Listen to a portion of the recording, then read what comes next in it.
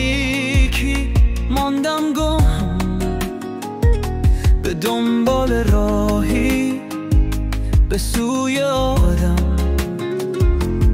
صدای دل میگوید بازگرد، خدا هنوز هست، چشم انتظار. دل پر از گناه سنگین و سرد، اشک چشمانم جاری شد زدر. صدای تو در گوشم فریاد زد، به سوی نور برو، راه تو باز است.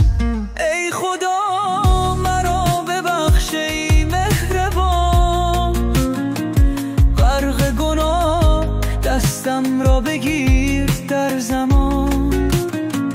تو پناهگاهی، نوری در این شب تار.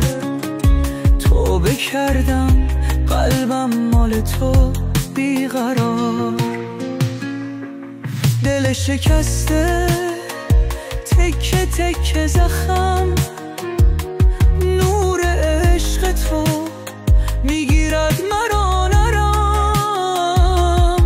راه سپیدی که نشانم دادی، قدمی بردارم امید به رخ دادی.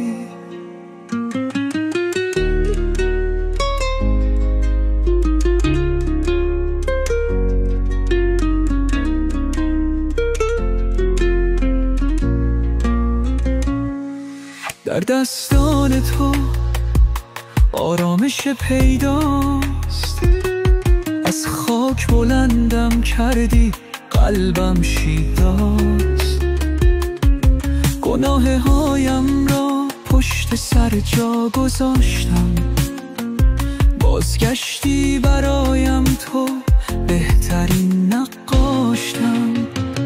ای خدا مرا ببخش ای مهربان، غرق گناه دستم را بگیر در زمان. تو پناهی، نوری در این شب تار. توبه کردم قلبم مال تو بیقرار.